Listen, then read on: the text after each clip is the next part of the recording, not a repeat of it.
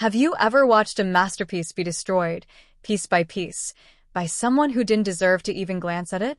She spent decades painting her soul onto those walls. Then the landlord's daughter wanted it, so they stole it. But they forgot one thing: you can't steal an artist's spirit without consequences. If you've ever dreamed of watching karma play out in the most satisfying, poetic way possible, you need to hear this story. Stay to the end, because trust me, the revenge is colder than fresh paint on bare walls. Let me tell you about the most beautiful house I've ever stepped inside, one that was less of a home and more of a living, breathing painting. And let me tell you how that home was stolen from the woman who created it, and how we made sure the thieves regretted every second of their plan. The first time I met Miss Martha, I was a teenager speeding down our street, blaring music in a beat-up Ford pickup. She stood on her porch, hands on her hips, graying curls in a messy bun, paint-stained fingers pointing directly at me. She didn't yell. She didn't scold. She just said, "I'd rather hear brushstrokes than bass lines. Keep it down, kid." I hated her for about a week. Then one day, curiosity led me to knock on her door after seeing her pull out an old rocking chair she'd turned into a mural of sunflowers and stars. That was the day I stepped inside what I can only describe as a sacred space.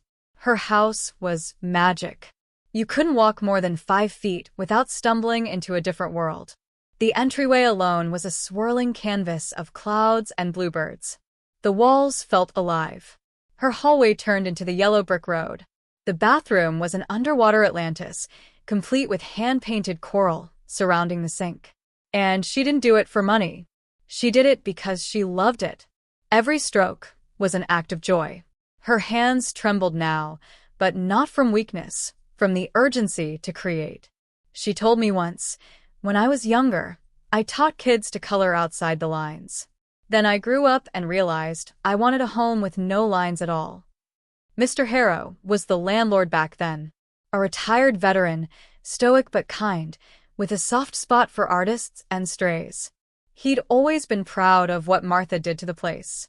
He'd tell his golfing buddies, "I don't rent a house, I rent a fairy tale." They had a handshake deal. He promised her that one day, when his affairs were in order, the house would be hers. It wasn't in writing, but it was real to them. Every time property taxes went up, he covered the difference. When her roof leaked, he fixed it himself. And when people asked him why he let a tenant paint dragons on his stairway, he smiled and said, "Because she's making something that will outlive us both." The day Mr. Harrow died, a cold wind blew through the neighborhood. Not just the autumn breeze that sent leaves scattering across the sidewalks, but a deeper chill. You could feel it. He had kids, 2 sons and a daughter. The sons worked in tech and real estate. The daughter was, well, let's just say she knew how to spend money, not make it. She fancied herself a budding designer, always wore neutrals, took pictures of cafes more than she drank coffee, and used words like aesthetic without ever creating anything. When they came to inspect the house, I happened to be across the street washing my truck. I watched them circle the place like vultures. The daughter kept snapping pictures and giggling like she'd found a treasure chest. Then I heard it, the sentence that made my blood boil. "Daddy, I want this house." She didn't say, "I love this artwork," or "This is beautiful." She said, "I want this." And within a week, the eviction notice came. Martha was stunned. There was no lease, no paper trail, just decades of trust. And trust, in the eyes of lawyers, isn't worth ink. They cited unauthorized structural and aesthetic alterations as their reason. The very murals they had smiled at during the visit were now labeled damage. I was with her when she got the letter. Her hands trembled. Her lips quivered. She sat in the middle of her living room, Ariel on one wall, Cinderella on the other, and stared at her life's work. "They're not just kicking me out," she whispered. "They're burying my story." And that's when I knew. This wasn't going to end with boxes and farewells. This was war. Scene 5. Planning the payback. Jack, my best friend since grade school, was the one who came up with the plan. He'd just bought a commercial-grade paint sprayer for his side business and needed a test project. He offered Martha a deal. He'd paint over everything if she agreed to one mural, just one, on his living room wall at his place. She agreed, reluctantly. But this wasn't just erasure. This was transformation. We would strip the house of every ounce of joy, every flicker of personality, and replace it with the blandest, most corporate, soul-crushing design possible. We would gut the magic.